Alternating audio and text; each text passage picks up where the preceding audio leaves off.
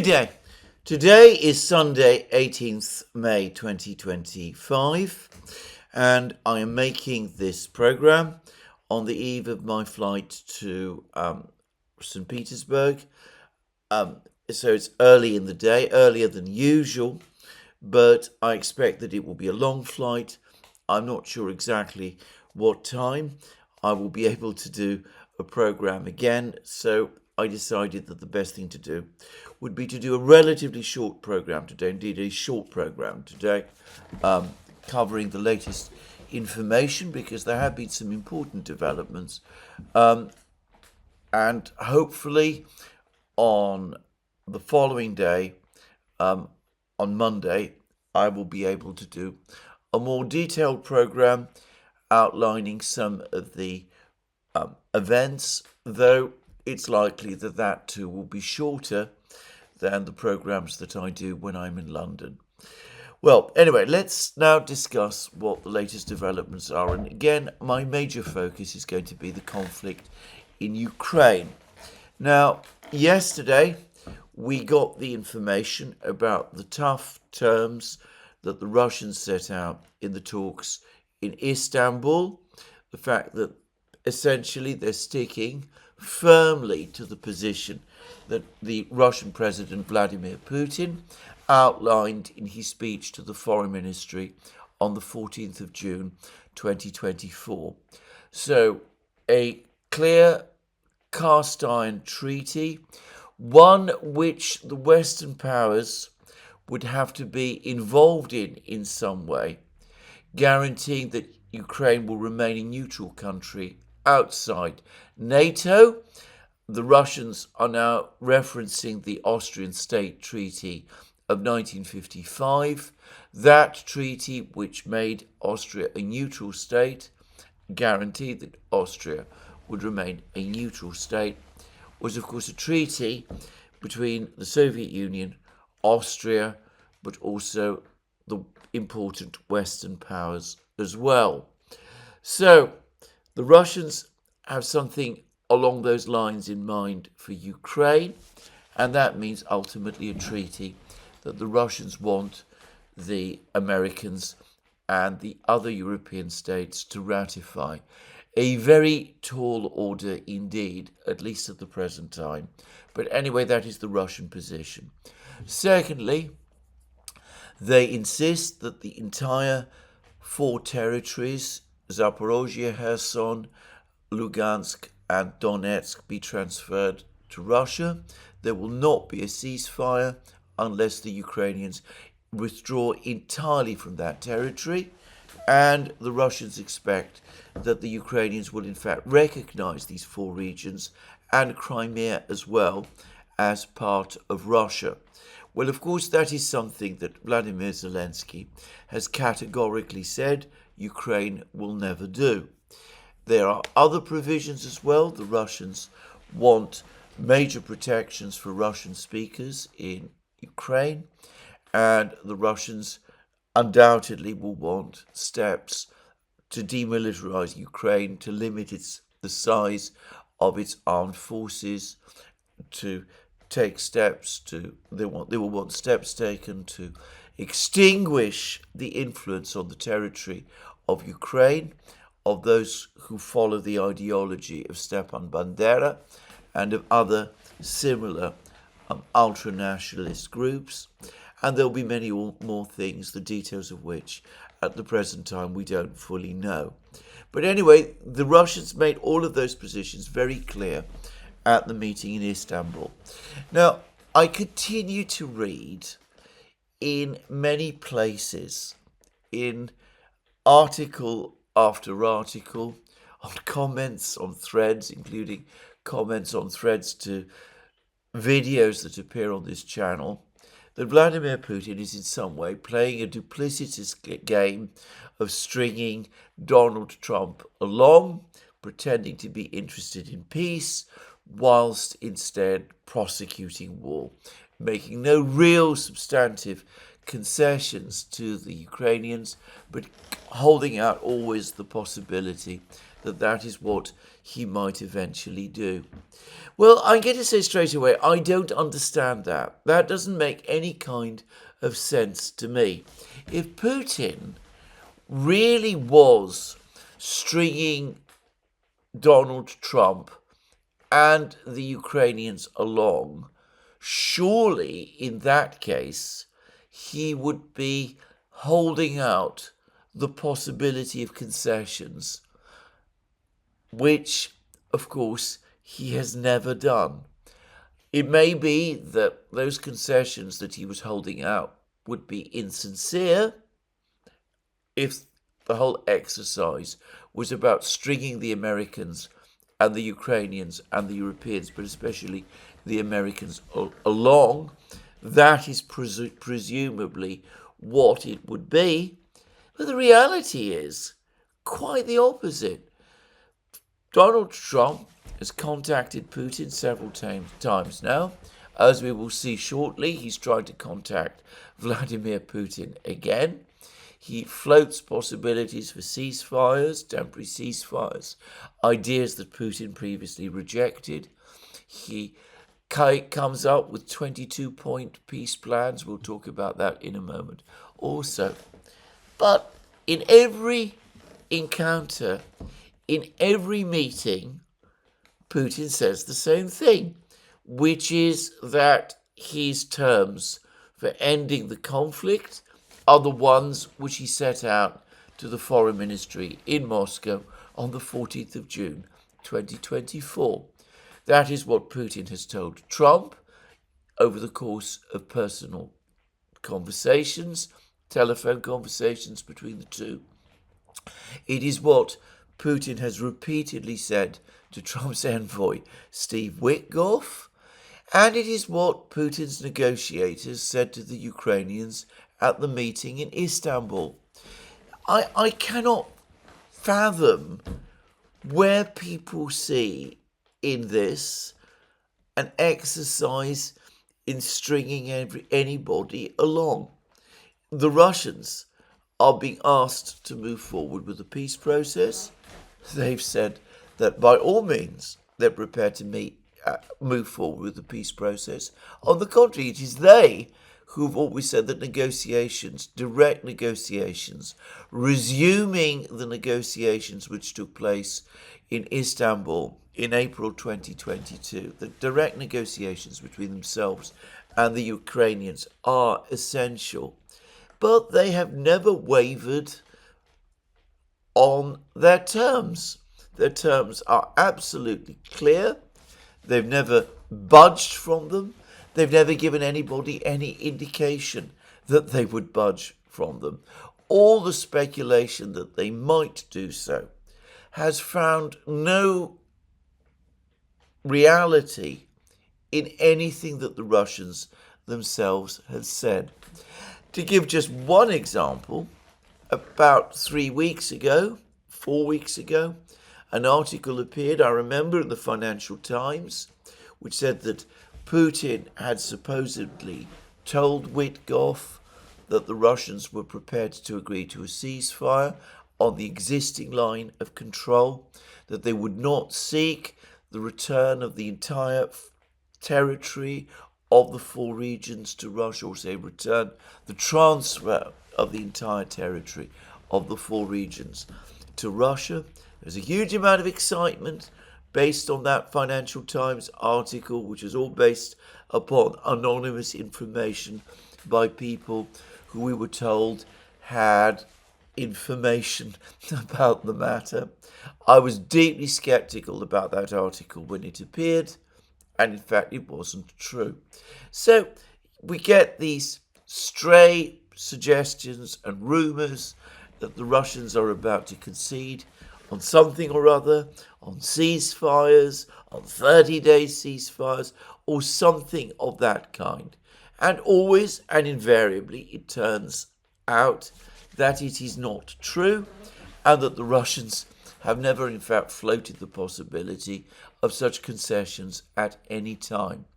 The same, by the way, applies, obviously, to the rumours, claims, the talk that Vladimir Putin might come to Istanbul to meet Vladimir Zelensky there. Putin has never at any point in time suggested that he was going to go to Istanbul this week to meet with Zelensky or anyone else from Ukraine, or to engage himself in negotiations. If Putin had really intended to go to Istanbul when he proposed his plan for direct negotiations with the Ukrainians in the press conference that he gave on last Saturday, well, he would have said so. He never did. The only person who ever floated the idea of a direct meeting between Putin and himself was, of course, Vladimir Zelensky. So how exactly Putin is supposed to be stringing along Trump, I entirely fail to see. As I said, that would imply an element of subterfuge and duplicity, of which there is none. As I said, the Russians have made their positions clear. They made their position clear in Istanbul. There's no evidence, there's no indication at all that they're prepared to budge from it. Well, there are now reports in the Financial Times that Steve Witkoff was supposed to visit Moscow and to meet Putin and to present Putin with a 22-point plan, and that Putin refused to meet Witkoff and to accept this 22-point plan, which is why Witkoff supposedly called this trip off. Now, it's not clear when this trip of Witkoff's is supposed to have taken place. This account originates in an article in the Financial Times, which describes how Witkoff was supposed to come to Moscow, and I will just read it. It says this: on Thursday last week. This is not the week that we've just gone past, but the week before. On Thursday last week, senior Russian officials told Steve Witkoff, Trump's special envoy, that Putin did not want to discuss the 22-point peace plan that Witkoff had drawn up with Ukrainian and European input. 3 people briefed on the discussions, told the FT. 3 people briefed on the discussions. Again, which people? Who are these people? Anyway, those 22 points were discussed at length the following day on a call between Ukrainian and US officials, according to people familiar with the matter. Ukraine was represented on the call by Zelensky's chief of staff, Andrei Yermak, and Ukrainian Defense Minister Rustem Umerov, the US by Witkoff, Secretary of State Marco Rubio, who is currently also serving as National Security Advisor, and General Keith Kellogg, Trump's special envoy for Kiev. Russia's response resulted in Witkoff, who has met Putin for talks 4 times since February, postponing provisional plans to meet the Russian leader this week, the People said. A person close to Witkoff said no trip had been planned. So Witkoff is appearing to deny the story, but it may be true. It would explain Trump's social media post, his True Social post, which appeared on the Thursday that is being referred to, the Thursday when Witkoff was supposed to go to Moscow and to present Putin with this 22-point plan. It was this deeply unhappy post that Trump published, in which he spoke about the fact that negotiations with Ukraine and Russia were ongoing, that hopefully there would be a ceasefire, which ideally would be for 30 days. I pointed out at the time that this was very heavily qualified language, which suggested little to no conviction on the part of Trump. And of course, there was the comment that if there was a ceasefire and the ceasefire wasn't observed, the United States and its allies would impose sanctions on the party that was breaching the ceasefire, which looked like a clear threat to Russia. So it looks as if, it seems as if the Americans had put together some kind of 22-point peace plan, presumably based on the draft peace plan that General Kellogg and Witkoff presented to the Europeans and the Ukrainians the week before in Paris and London. The plan, which, as I said, was largely based on Kellogg's plan. Anyway, it looks as if the Americans had communicated this plan to the Russians. The Russians said, this is an absolute non-starter. We're not interested in talking about it. There is no point if Witkoff is coming with this plan to Moscow for him to come at all, because Putin is not going to accept it. So it looks as if something like that happened. And as I said, that then provoked a disconsolate Trump to make that rather unconvincing post on Truth Social. And then the following day, which was Friday, it looks as if there was some kind of discussion involving Yermak, Rubio, Umerov, and Kellogg, as well as I said, perhaps some of the European leaders and other US officials, were told by the Financial Times. And it could be that the idea of the four leaders, Macron, Starmer, Tusk, and Merz, presenting the ultimatum to Putin, demanding that he agree to a 30-day unconditional ceasefire by the following Monday, or face crushing sanctions, was agreed not between Trump and the European leaders, but between all of these various officials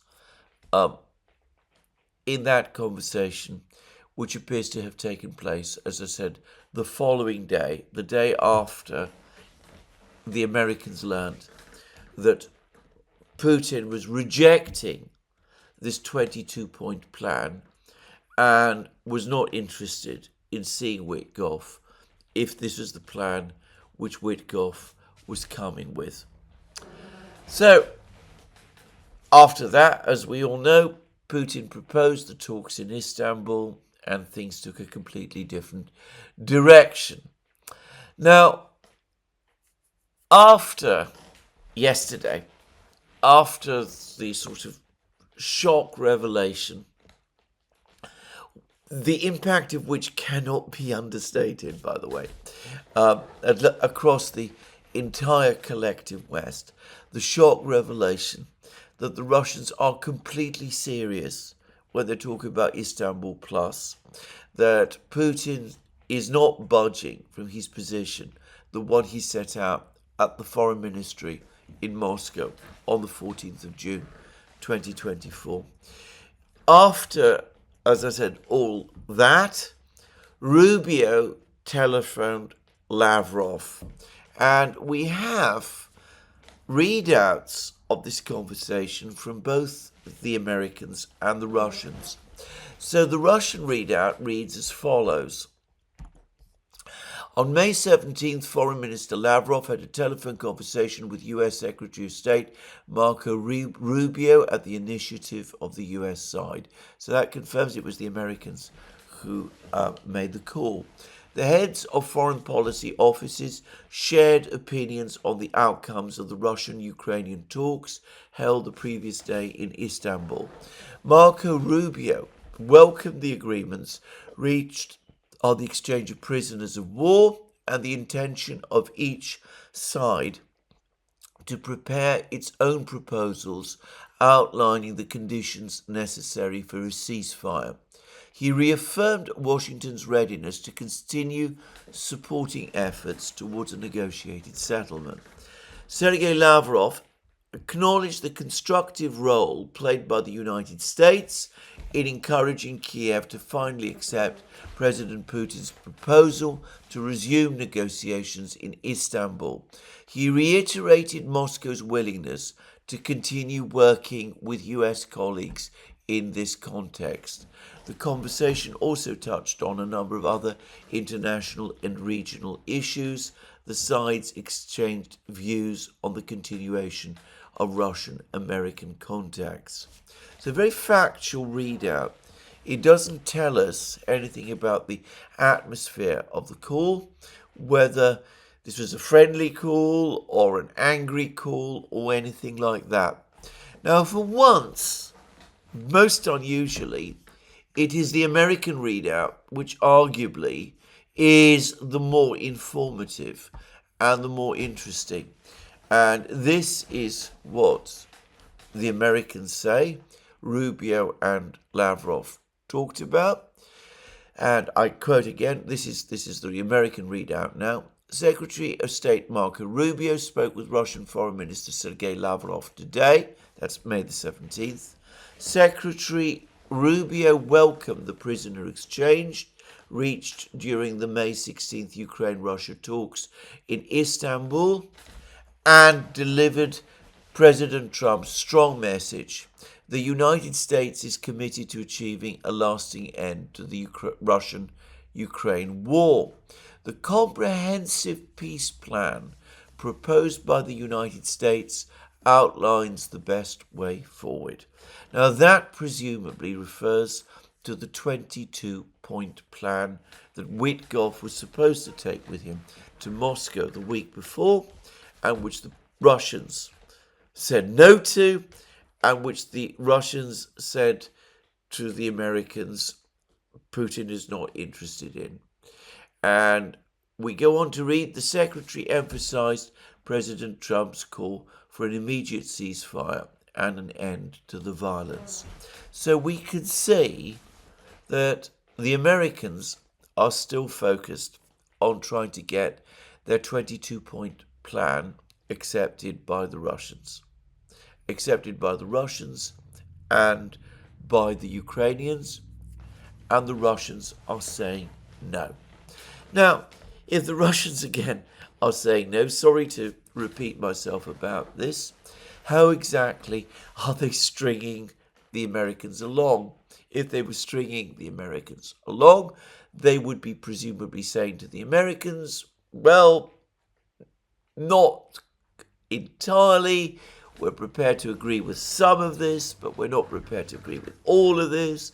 We need to discuss this point and that point, and then they could spin it out for weeks and months. But in reality, the Russians are being much more straightforward. They're saying this entire plan, this entire 22-point plan, is completely unacceptable. It does not satisfy our demands, which are the demands that President Putin set out on the 14th of June 2024, and which was repeated by the Russian delegation when they met with the Ukrainians at the talks in Istanbul. So, no evidence here of the Russians stringing the Ukrainians or the Americans along.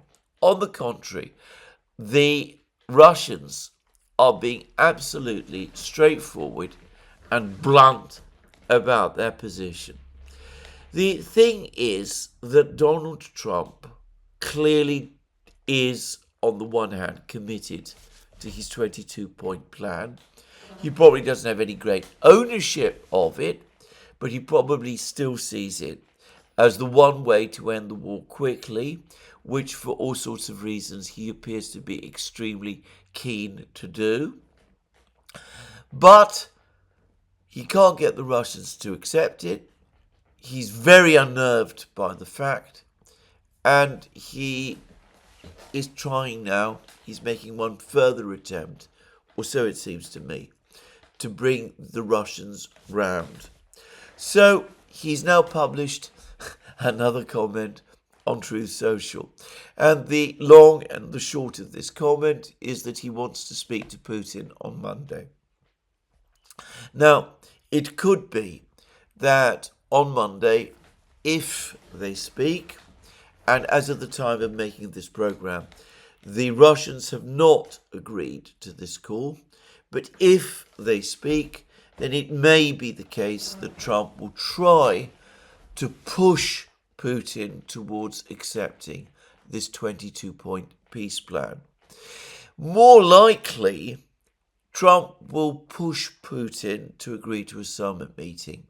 And Trump perhaps has persuaded himself that if there is this summit meeting, then at that summit meeting, he'll be able to put all his charm and force of personality to work and finally get Vladimir Putin to accept the 22-point peace plan.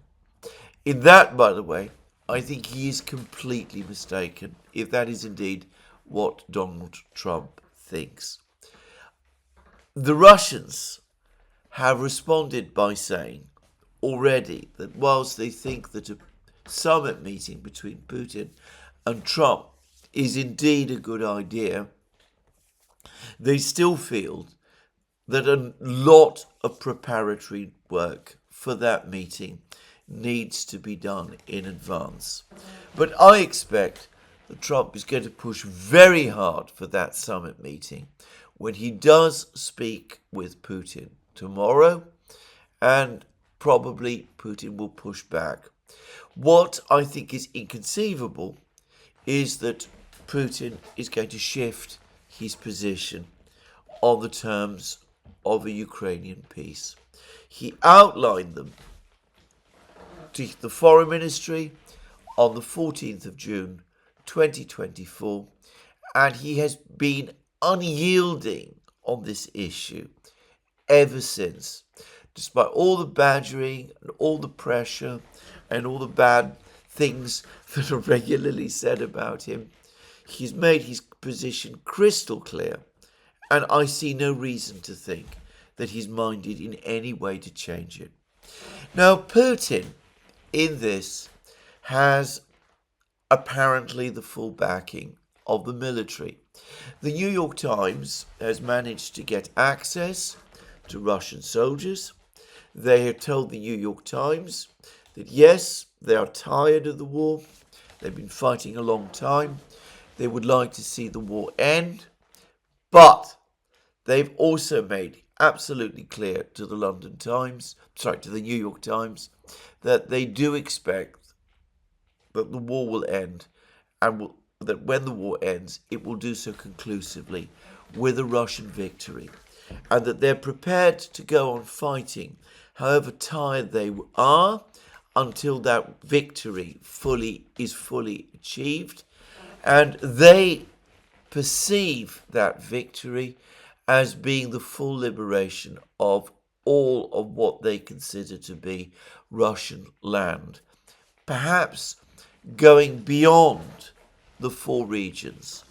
And there's even comments that some of the soldiers, or most of the soldiers, would regard anything less as a betrayal, and that Vladimir Putin, who undoubtedly knows these sentiments, needs to be concerned that if there is a deal which the Russian military might see as a betrayal, then there might be significant political trouble to pay. Now, Putin undoubtedly understands that.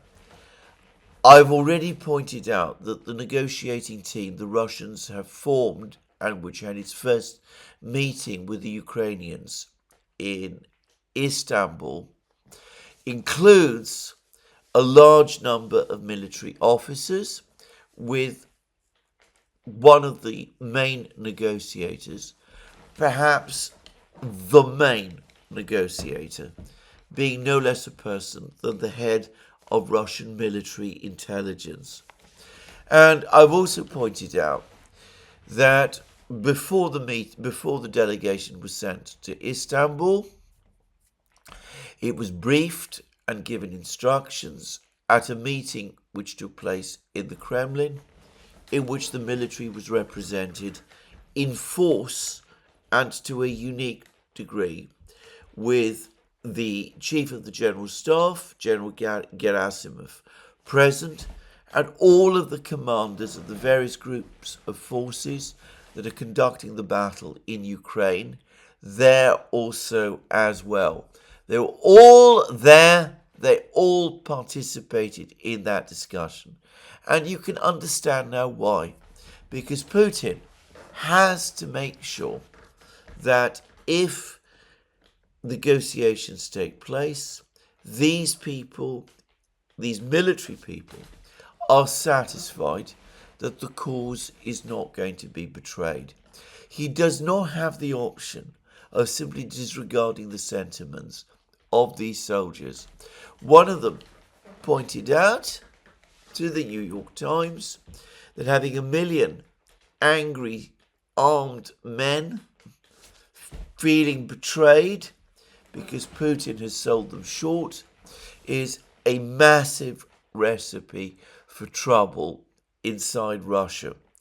Vladimir Putin knows that very, very well, which is why, of course, he ensured that the military was in on all of the discussions.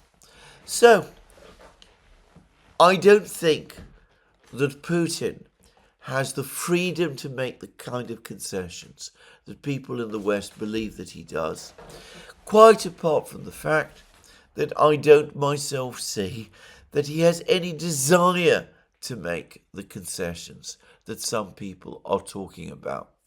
But the Americans, nonetheless, do want him to do precisely that thing. And Marco Rubio said this to Lavrov over the course of their telephone conversation yesterday. President Trump is likely to say it to Putin when they speak on Monday. And if there is a summit meeting between Putin and Trump, Trump will try to get Putin to come round over the course of that summit meeting. And, of course, Putin, in the meantime, is going to continue to say no.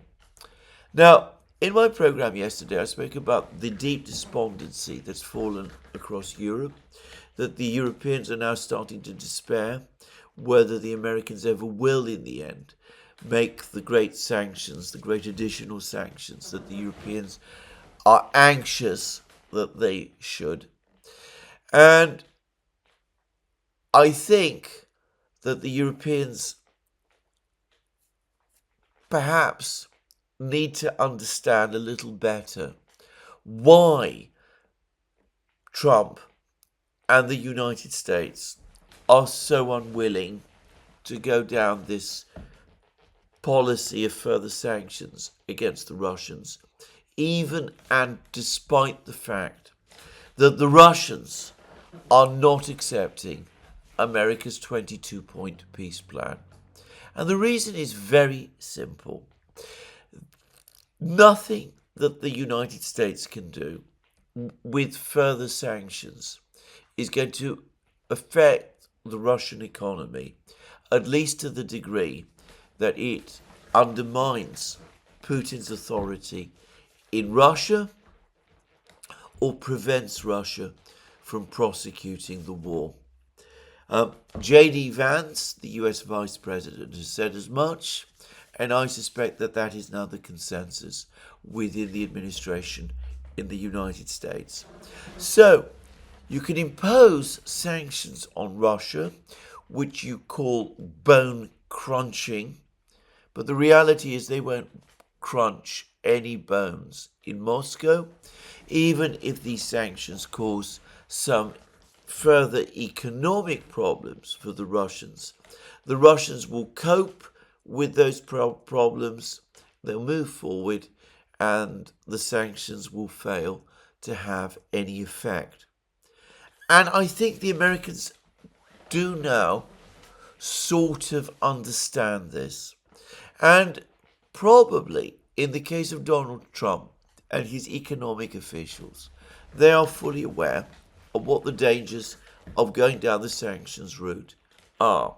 If they impose sanctions on Russia, firstly, the Russians at that point will almost certainly put on hold any step towards normalization of relations with the United States. Secondly, far from the Russians pulling back from the war, they are likely at that point to redouble efforts to prosecute it. After all, they no longer have to show restraint because Trump has given them no more reason, would have given them no more reason to do so. So the Russians will probably prosecute the war even more aggressively. And of course, it is likely that big countries like China and India, in fact, not likely, it is virtually certain that big countries like China and India will not enforce the sanctions against Russia in the way that the United States wants them to do. And after the United States experimented with putting massive pressure on the Chinese economy and increased tariffs on Chinese goods to 145%, the United States has now understood how difficult it would be to bend the Chinese and probably the Indians to its will by threatening them with sanctions if they continue to buy Russian oil. It probably now realizes that if it tries to coerce China and India to observe an economic blockade of Russia, all that the United States is likely to get is a raspberry and, well, the limits of its power in today's world will be quickly exposed. Of course, it could be that I'm wrong about this, that the sanctions will be more effective, that Russian energy exports will effectively stop. But how does that actually improve the situation? There would be disruption within the Russian economy, but as I've discussed in many places, the Russian economy is largely self-sufficient. It would presumably continue to trade, at least at some level, with China. It would be able to continue to enhance its production. It would be able to continue to prosecute the war. It would, however, almost certainly be permanently antagonized from the United States. When Ukraine was defeated, the Russia that would emerge the victor would be an unequivocal American adversary, not a partner, but simply an adversary. And of course, if the secondary sanctions were effective, and if the Russians weren't able to export all their oil and gas around the world, as they have previously done, well, that would, over time, create shortages in the energy markets because Russia is such a hugely important producer of energy products. That would in turn start to reignite inflationary pressures in the United States and do so also in Europe. And at that point, the economic consequences for the United States and its allies, as happened in 2022, would start to look very bad. And I think Donald Trump and some of the people around him understand this perfectly well. They understand that actually they don't really have any leverage over the Russians. The sanctions threat is an empty one. It cannot materially add to the sanctions that have already been imposed, and it risks, if the United States tries to enforce secondary sanctions, it risks involving the United States in quarrels with powerful countries like China and India, which at the present time it cannot afford. And beyond that, if these sanctions lead to higher inflation, well, it'll be Donald Trump and his officials who will pay the political price in the United States, as will the leaders of Europe pay the political price also. So, for all of these reasons, I think the Americans, not just Donald Trump, are very unwilling to go down this course. Obviously, there are the neocons, people like Lindsey Graham, who undoubtedly do want to impose these bone-crushing sanctions against Russia. But I think that there are enough people with sanity and a grasp of reality in the US government, and they probably include Donald Trump himself, who understand that this is a dead end for the United States, not Russia, and that the United States would come out very badly out of the whole affair without anything being achieved to save Ukraine. In fact, almost certainly, if those sanctions were imposed, the Russians would feel free to go ahead and do with Ukraine whatever it is that they like, maybe partition it, maybe subjugate the whole of it, who knows. Anyway, there it is. And I think this now explains the urgency about getting this summit meeting between Putin and Trump up and running. And I think this is the purpose of Trump's call to Putin now. Trump absolutely wants to end the war in Ukraine. He wants to end the war because he wants to withdraw US forces from Europe. I discussed this in my program yesterday. He's more concerned about the situation in the Asia Pacific, and besides, he's come to the view that the Europeans are socialist scroungers who benefit from the hard work of the United States to provide for European security, who've taken advantage of the United States on many, many occasions, and who, whatever happens, will never rise to the occasion of confronting the Russians without the United States. So I think that Trump wants to come to terms with the Russians. He's not clear about how he's going to do it. He urgently wants to speak to Putin to see if he can persuade Putin round and get Putin to accept the 22-point plan.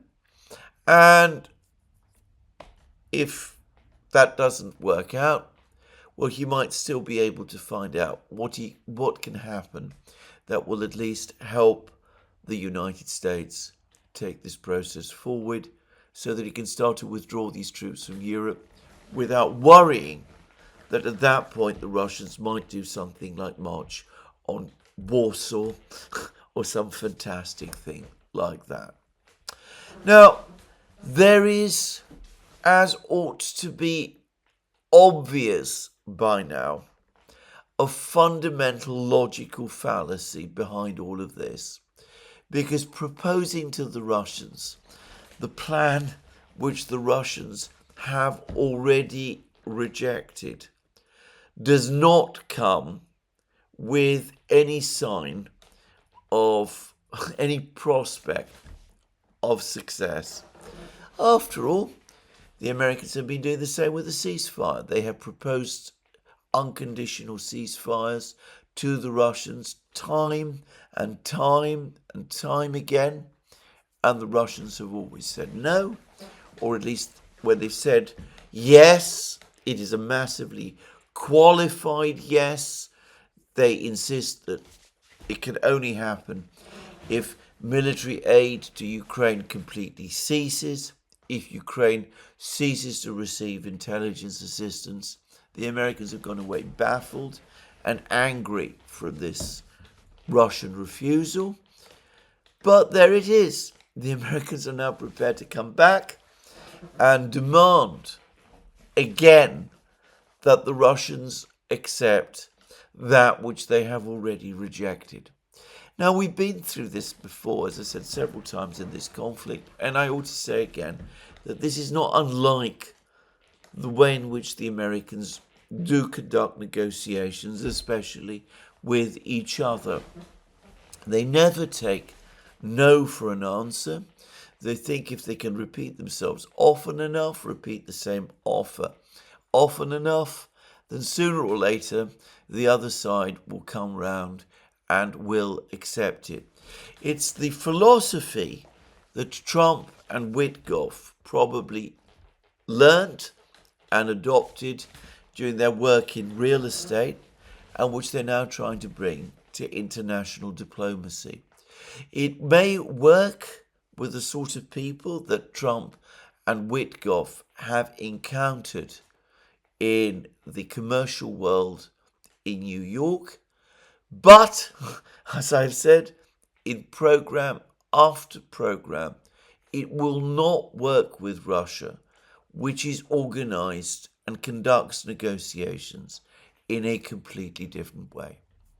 Anyway, there will be this telephone call between Putin and Trump on Monday, and we will see where it goes. I have no great hopes, or I don't entertain any great prospects that there will be any sort of breakthrough.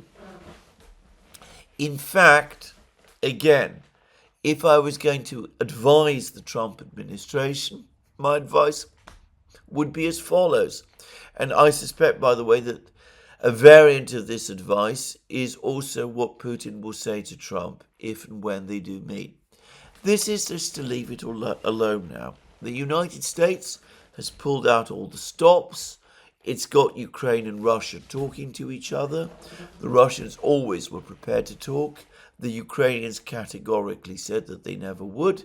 The Ukrainians now have had to walk all of that back. They're now negotiating with the Russians. The better thing to do is just to wait now and see how this thing plays out, and not to interfere in these discussions. Now, I read an article, I'm not sure where it was, I think it was in Bloomberg, that no one should expect that there will be any kind of breakthrough in the negotiations until the Russian offensive has run its course sometime in October, November. At that point, but not before, it might be wise for the United States to re-engage in the negotiations.